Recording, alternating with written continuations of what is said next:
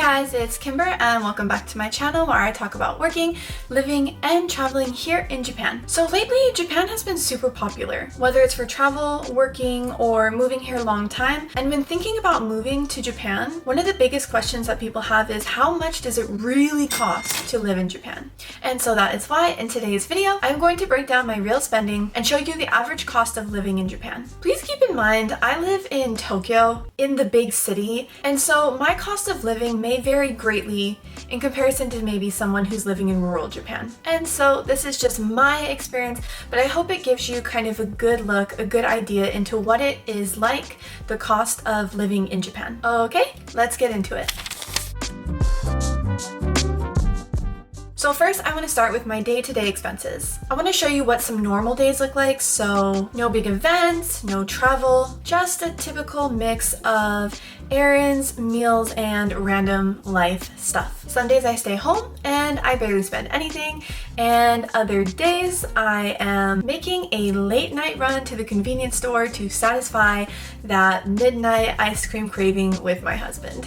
I try to cook at home, and grocery shopping can be pretty affordable, but eating out in Japan can also be pretty affordable as well, and maybe even just as healthy. It really depends. So I would say our eating habits just depend on our mood, like our energy level for that day, if we're gonna get groceries and cook at home, or if we're gonna go out to eat. This could also maybe include like a doctor's appointment, a little shopping here and there, or maybe I'm just topping off my IC card for the day. So here are just a few random days from the month to show you just kind of what the day-to-day expenses would look like for me. Generally, grocery shopping can be affordable depending on where you shop and what you purchase. I try to stick to basic fruits and vegetables and store brand items to keep costs low. This grocery trip was cheaper than usual since it is just some random things I wanted. Whereas this grocery trip cost me more since I bought everything with the intention of making full meals for the week. Convenience stores are literally everywhere in Japan, and the best place to purchase a drink and snack on the go at an affordable price. On this day, I was craving some donuts and decided to get that and some coffee before heading home.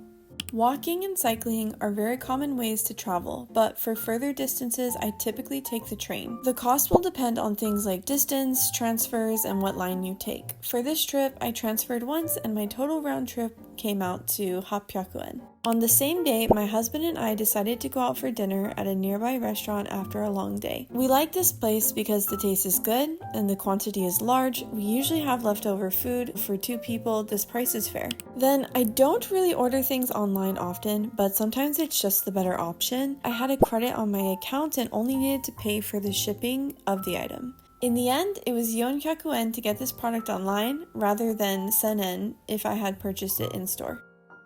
Now that you kind of have an idea of what my day-to-day looks like, let's get into the weekly expenses. I feel like weekly spending is where things tend to start to add up. I feel like you don't really always notice that spending day by day. Like maybe one day you're spending $2 here on a drink, and then the next day you're spending $10 on a meal. But when you look back at all of the 7 days combined, you're like, wait, did I really go to the convenience store that many times? So for the week, I tracked everything from groceries to transportation, and also little things like appointments, shopping purchases, cafe dates, things like this. So here's what a pretty average week of spending looks like for me. Groceries this week was around 9,400 yen. Transportation came out to 1,500 yen. Cafe date, which I went out with a friend for her birthday, was 3,000 yen. My OBGYN appointment was 5,000 yen. And then I decided to purchase some things for the baby on Amazon, and that came out to 2,500 yen. So in total, that brings me to 21,400 yen for the week. Some weeks are going to be more expensive, some weeks are going to be cheaper. It really just depends on what I am doing on those particular days in the week, but overall I would say this is a typical week for me on average. Okay, and finally, let's look at the bigger picture. We're gonna put everything together in one big chunk, and this is going to be what I would spend in a month living in Japan. In addition to small costs like food, transportation, personal expenses, those things can all add up, but there's also those bigger expenses that come monthly that you don't want to forget about. My husband and I pay for the usual things like rent, utilities like water, gas, electric, heating, cooling, bills, basically. Then there's the entertainment and the subscriptions and the pet and the loans and all of those bigger expenses that usually will add up to the final total. So here's everything broken down into categories for you. For our studio apartment in the big city, we pay 16,000. Utilities can vary depending on the season. Obviously, summers are really hot, winters are really cold, but on average, we typically spend 16,600. Right now, our internet is provided through our apartment, so right now we are paying 0 for Wi-Fi connection. Phone bill, however, I do need data, so I have Povo, and I get a certain amount of data every month, and each month for that amount of data, I am paying 2,200 yen. Take into consideration that Povo is known for being one of the cheaper providers, but your phone bill can definitely add up depending on who you choose as your provider here in Japan. Then there are the subscriptions or the entertainment, so things like your streaming, your editing tools, your delivery services, things like this. So Netflix, Amazon Prime, Apple Music, YouTube Premium. If you're a YouTuber like me and you're using editing software like Epidemic Sound or Canva and you're paying for the Pro subscription, those things all also add up. But for the ones that my husband and I share, together we pay about 3,500 yen. So with all things considered, you are looking at around, and excuse me as I mess this up because I'm not really good with Japanese money,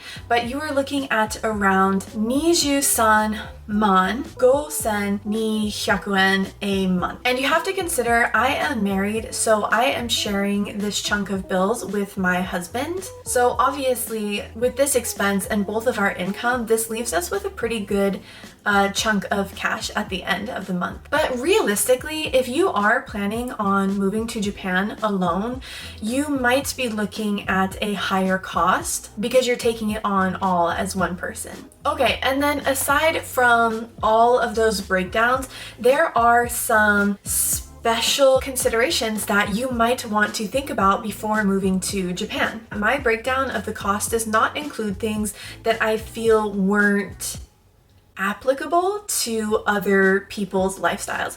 For example, my husband and I, we have a pet, we have a cat.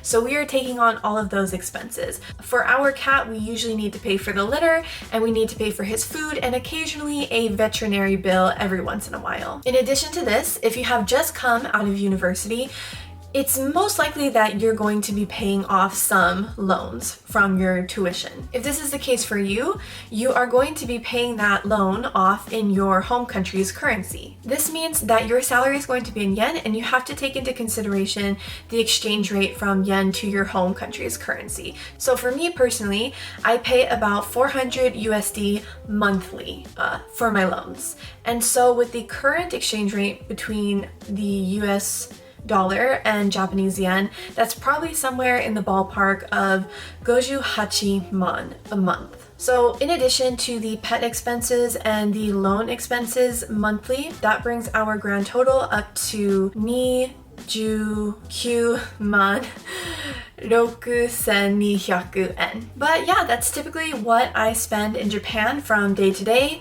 week to week, all the way up to our full monthly expenses. I'm curious what your thoughts are on this. Did you think it was more than expected, less than expected? Go ahead and leave it in the comments. Again, thank you for watching and I'll see you guys in the next one. Bye!